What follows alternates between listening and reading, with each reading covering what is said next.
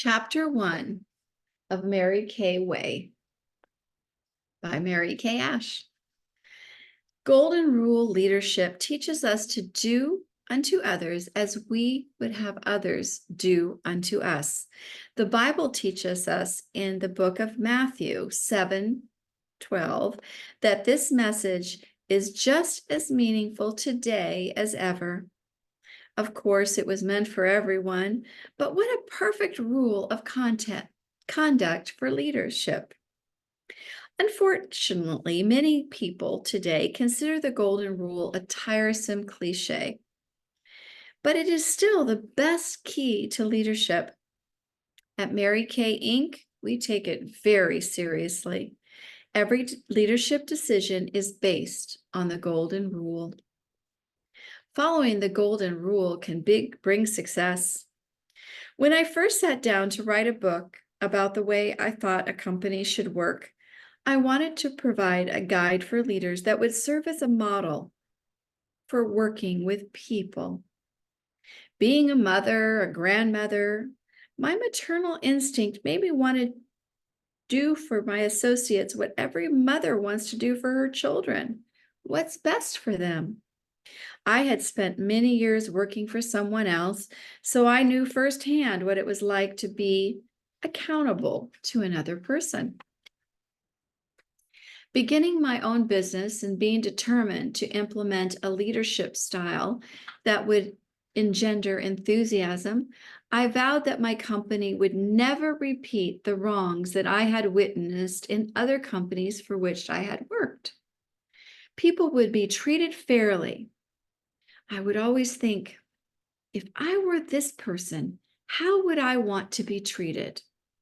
To this day, when I'm searching for a solution to a people problem, I ask myself that question, and when I do, even the most difficult problems soon become unraveled.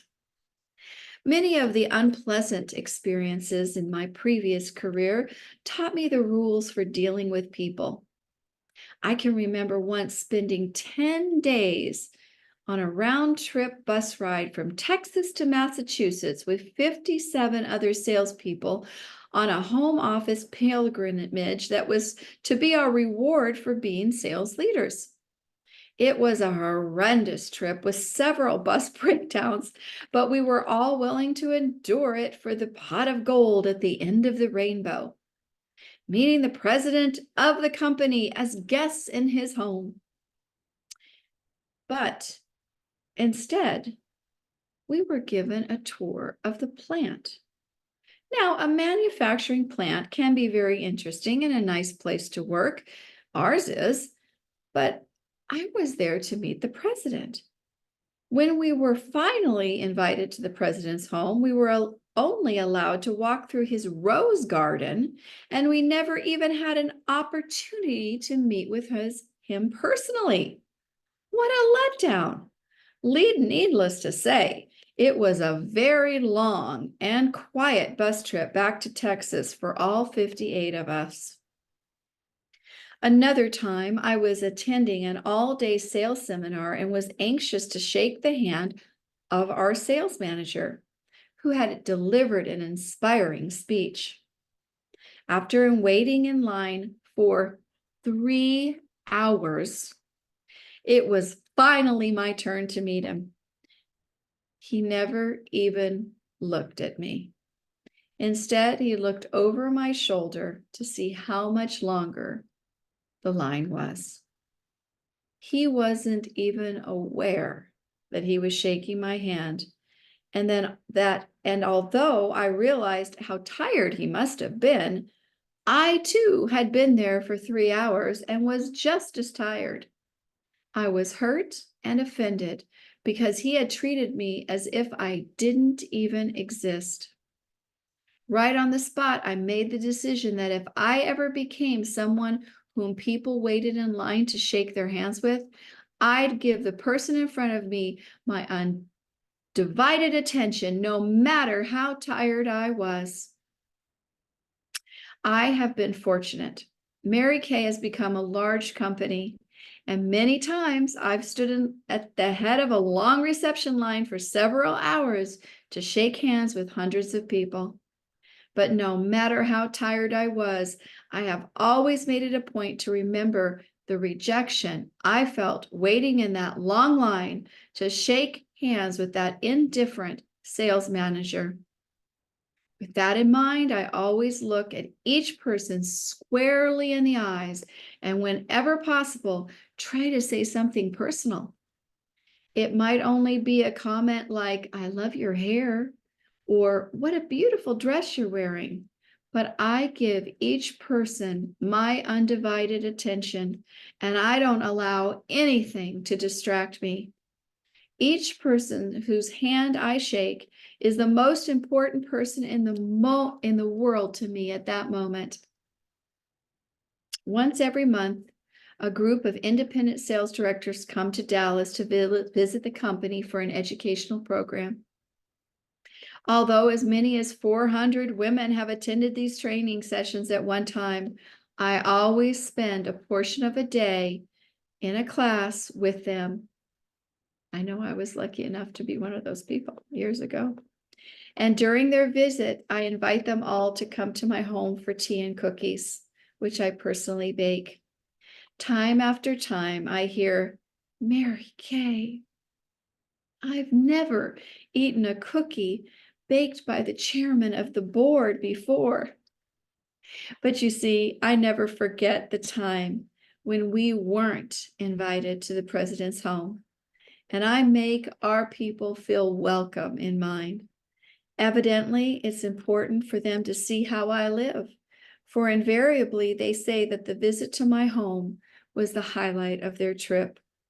I immensely enjoy their company and I look forward to each visit.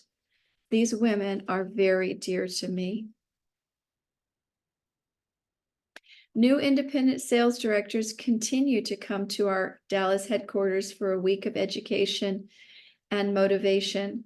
They enjoy getting to know women who are taking this important step at the same time, snapping commemorative photos with company executives and taking turns posing for a photo in a replica of Mary Kay's pink bathtub, a longtime symbol of good luck stemming from the days when sales directors lined up to do that in Mary Kay's own home. Cookies made from Mary Kay's original recipe are still served.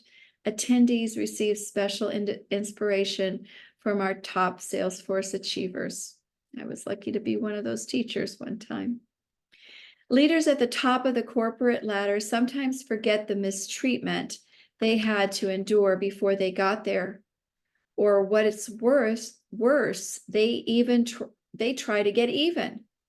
My boss never listened to my personal problems, so don't bother me with yours. Or my boss gave me ulcers. Now it's time for me to give them to someone else. Such an attitude only perpetuates someone else's wrongdoings.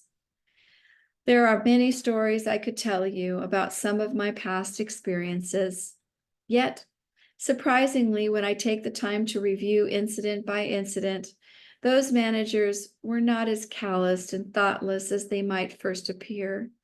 For the most part, they were decent, capable people who sincerely believed they were doing a good job. Their shortcomings were due to their lack of empathy for their associates. They failed to ask themselves that all-important question, what would I do if I were the other person?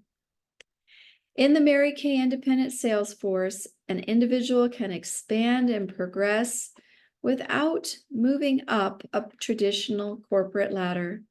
Millions of beauty consultants operate independent retail businesses dealing directly with their customers.